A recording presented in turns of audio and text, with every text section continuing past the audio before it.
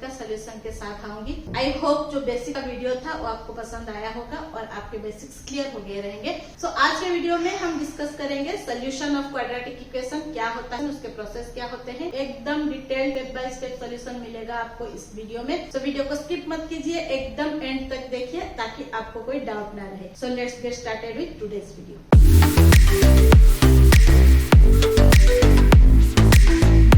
Solution है quadratic equation का, that is to find the value of the x. अगर हमें एक्स का वैल्यू फाइंड कर लिया हमने तो हमारा इक्वेशन सॉल्व हो गया। सो इन जनरल हम क्या कर रहे हैं, रूट के वैल्यूज फाइंड करें। एक्स का वैल्यू रूट होता है जो हमने प्रीवियस वीडियो में ऑलरेडी पढ़ा हुआ है। अगर आपने वो वीडियो नहीं देखा है तो पहले वो देख लीजिए ताकि आपको रूट के ऊपर कोई डाउट ना रहे, क्योंकि यहाँ पे बहुत बार यूज होने वाला है। इसको सॉल्व करने के लिए, क्वाड्रेटिक इक्वेशन को सॉल्व करने के लिए, रूट फाइंड करने के लिए या एक्स का वैल्यू फाइंड करने के लिए different method, there are 3 different methods. So एक एक करके हम उसको देखेंगे। सो हमारा जो तीनों मेथड है, the first one is factorization method, then complete square method, then formula method. So हमारा 3 मेथड है सॉल्व करने का क्वाड्रेटिक इक्वेशन को, या एक्स का वैल्यू फाइंड करने को, या रूट के वैल्यूज फाइंड करने को। सो फर्स्ट वन है फैक्टराइजेशन, सेकंड वन है कंप्लीट स्क्वायर, थर्ड वन है फॉर्मूला मेथड। सो हम हर एक पार्ट को इन डिटेल पढ़ेंगे और एकदम माइन्यूट लेवल पे मैं सारे डाउट्स आपके क्लियर करूंगी, हर एक के एग्जाम्पल दूंगी, स्टेप समझाऊंगी, स्टेप बाय स्टेप कैसे सॉल्व करना है वो आपको दिखाऊंगी।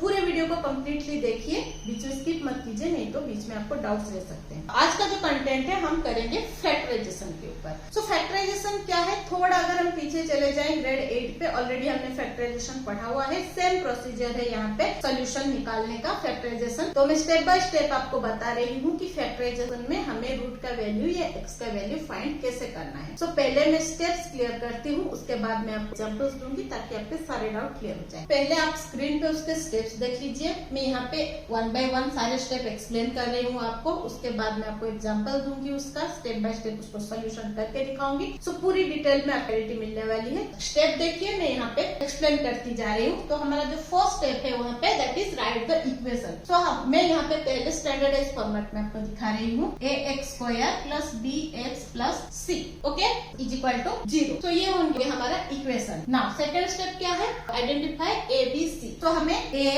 b और c फाइंड करना है। यहाँ पे क्योंकि a b c के नंबर्स हमें नहीं पता है तो हम a b c लिख रहे हैं। थर्ड स्टेप क्या है, हमें मल्टीप्लाई करना है a के साथ c को। मैं एकदम इजी मेथड बता रही हूँ आपको, इससे इजी और मेथड हो नहीं सकता आपको याद रखने के लिए। तो ध्यान से देखिए। तो अभी आप क्या करेंगे, a मल्टीप्लाइड c करेंगे। अभी हमें a मल्टीप्लाइड c का जो वैल्यू मिला, ac मिलेगा हमें यहाँ पे। तो अभी हमें निकालना है ac नंबर के 2 फैक्टर। फैक्टर कैसे निकालना है वो हमने बहुत बार पढ़ा हुआ है। सो ac के जो नंबर मिलेगा उसका हम निकालेंगे 2 फैक्टर, जिसको ऐड करके हमें b का नंबर मिलता है।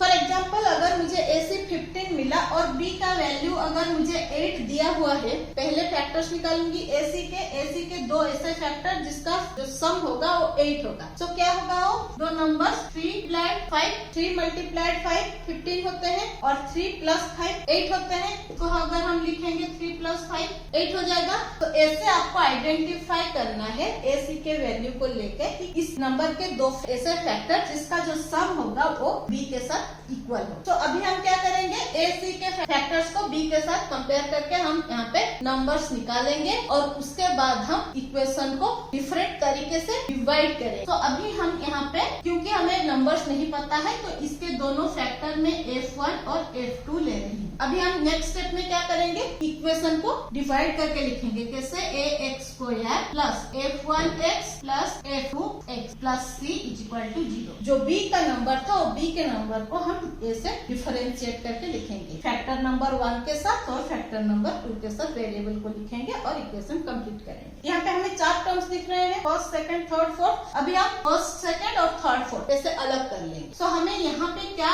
इक्वेशन में कॉमन दिख रहा है, ये दोनों टर्म में अगर मैं देखूं मुझे x कॉमन दिख रहा है, तो यहाँ पे मुझे ax मिलेगा प्लस f1। अभी यहाँ पे हमें क्या कॉमन दिख रहा है, क्योंकि यहाँ पे नंबर्स नहीं है तो हमें यहाँ पे मैं 1 कॉमन ले रही हूँ। सो हमें जो ये जो नंबर यहाँ पे मिलना है ये और ये इक्वल होने चाहिए। ओके, क्योंकि यहाँ पे नंबर नहीं है, मैं दिखा नहीं पा रही हूँ, एग्जाम्पल में दिखाती हूँ। तो ये दोनों जो नंबर है वो इक्वल होने चाहिए, मीन्स यहाँ पे भी ax प्लस f1 आना चाहिए। अभी हम क्या करेंगे, ये दोनों कॉमन हो गया, 2 बार आगे तो उसको 1 बार लिखेंगे और ये नंबर को ब्रैकेट में डाल देंगे, x प्लस 1 इक्वल टू 0। तो अभी हमें ये और ये दोनों 0 मिल गया, इसमें से हम x का वैल्यू फाइंड करेंगे। कैसे, अभी ax plus f1 is equal to 0 और x plus 1 is equal to 0। अभी अगर दोनों को मल्टीप्लाई करके 0 मिल रहा है तो एक का 0 और दूसरे का वैल्यू भी 0 हो सकता है। अभी इसमें से हम एक x फाइंड करेंगे और इसमें से एक x फाइंड करेंगे, तो कैसे मिलेगा वो, ax प्लस f1 देखा तो ax is equal to minus f1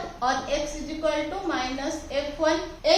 अभी अगर ये वाला देखते हैं तो क्या हो जाएगा, x is equal to minus 1, तो हमें एक वैल्यू ये मिला और एक वैल्यू ये मिला। तो ये दोनों जो वैल्यू मिलेंगे वो दोनों वैल्यू सेटिस्फाई करेंगे हमारे इक्वेशन। तो ये हो गए स्टेप्स के एक्सप्लेनेशन। अभी मैं सेम स्टेप के एक्सप्लेनेशन से आपको एक रियल इक्वेशन सॉल्व करके दिखाऊंगी कि कैसे सॉल्व हो रहा है। सो ये इक्वेशन लिया मैंने, x square minus 15x plus 54 is equal to 0। इसको हमें सॉल्व करना है फैक्टराइजेशन मेथड से, या इसके x के वैल्यूज को फाइंड करना है या रूट्स फाइंड करना है। सो स्टार्ट करते हैं स्टेप बाय स्टेप। जैसे अभी स्टेप मैंने एक्सप्लेन किया था, सेम स्टेप्स के साथ मैं जा रही हूँ। अब ध्यान से देखिए और मेरे साथ करते जाइए, आपको इजी लगेगा। सो यहाँ पे पहला स्टेप इक्वेशन लिखने का था, लिखा हुआ है। हम चलते हैं सेकंड स्टेप में। सेकंड स्टेप में हमारा क्या था, हम ABC फाइंड कर रहे हैं। सो यहाँ पे A का वैल्यू क्या आएगा, जहाँ पे कोएफिशिएंट कुछ दिख नहीं रहा है न्यूमेरिकली, वहाँ पे 1 लेते हैं हम, क्योंकि यहाँ पे कुछ नहीं है, हम 1 ले रहे हैं। B का वैल्यू यहाँ पे क्या आएगा, माइनस 15, ऑलवेज जो नंबर लोगे उसके सिंबल के साथ लोगे।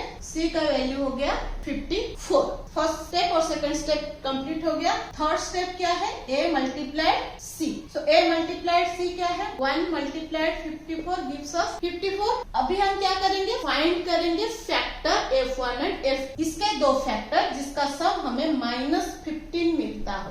अभी अगर यहाँ पे माइनस 15 हमें सम में मिलना है, या तो जो बड़ा फैक्टर होगा वो माइनस में होगा या फिर दोनों फैक्टर माइनस में होंगे। तो अभी हमें क्या करना है, पहले तो 54 के फैक्टर्स निकालते हैं जिसका सम 15 आएगा। तो माइनस प्लस कैसे करना है वो बाद में देखते। तो 54 के 2 फैक्टर जिसका सम 15 आएगा, दैट इज 9 एंड 6। 9 6 जा 54 और 9 प्लस 6 इज इक्वल टू 15। अभी मुझे यहाँ पे 9 और 6 मिला है और यहाँ पे मुझे चाहिए माइनस 15। सो यहाँ पे क्या करूंगी, मैं माइनस और माइनस ऐड कर दूंगी। तो माइनस 9 प्लस माइनस 6 क्या हो जाएगा, माइनस 15। माइनस माइनस प्लस होता है, सिंबल माइनस का आता है। तो यहाँ पे हमें अभी क्या करूंगी, ये जो पूरा इक्वेशन है उसको रिक्रिएट करूंगी। सो रिक्रिएट करूंगी तो x square minus 9x minus 6x plus 54 is equal to 0। ये इक्वेशन रिक्रिएट हो गया हमारा। अभी नेक्स्ट स्टेप में क्या करना है, हमें इसको 2 पार्ट में डिवाइड करके सॉल्व करना है। तो पहले फर्स्ट और सेकंड टर्म को लेते हैं। तो इसको अगर हम लेते हैं, ये दोनों में हमें देखना है कॉमन एलिमेंट क्या है। तो ये दोनों में कॉमन क्या दिख रहा है, दोनों जगह पे x दिख रहा है। x कॉमन ले लेते हैं। तो यहाँ पे x स्क्वायर था, एक x चला गया तो यहाँ पे एक ही x बचा, माइनस यहाँ पे एक ही x था जो ब्रैकेट के बाहर चला गया है, तो यहाँ पे 9 बच रहा है। यहाँ तक क्लियर हो गया।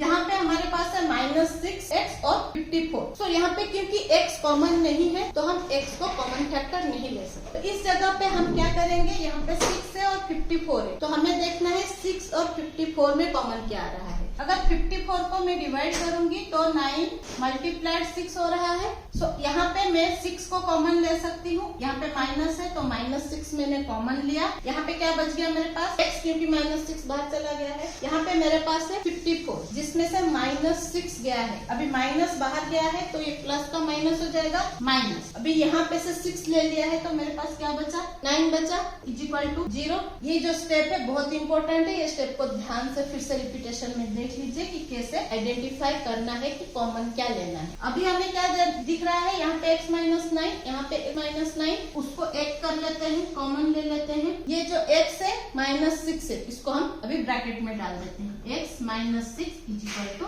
0। अभी ये दोनों का हमें क्या करना है, x minus 9 is equal to 0, x minus 6 is equal to 0 कर देना है। ये हो गया पार्ट 1, ये हो गया पार्ट 2।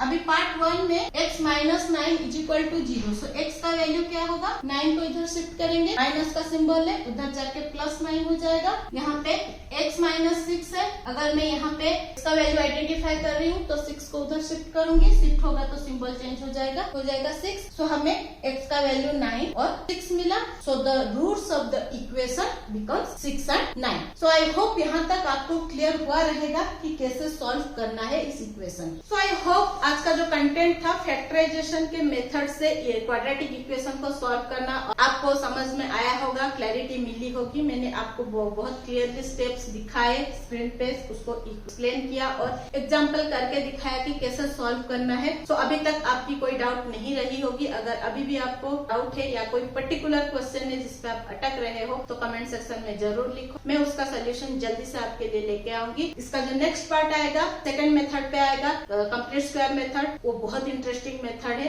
उसको मैं कैसे इजी बना के आपको सिखाऊंगी। Wait for that. सो ऐसे ही इंटरेस्टिंग मजेदार वीडियोस के लिए, सोल्यूशंस के लिए बने रहिए मेरे साथ। Stay tuned with maths magic. जाने से पहले subscribe the channel and subscribe करने के बाद बेल बटन को क्लिक करके ऑल ऑप्शन को सिलेक्ट कर लीजिए ताकि आपको सारे वीडियोस के नोटिफिकेशन मिलते रहे, because I believe we will achieve your goal together. Like share करना ना भूले ताकि बाकी लोगों को हेल्प होता रहे। मिलते हैं और एक इंटरेस्टिंग मेथड और सोल्यूशन के साथ। Till then bye bye.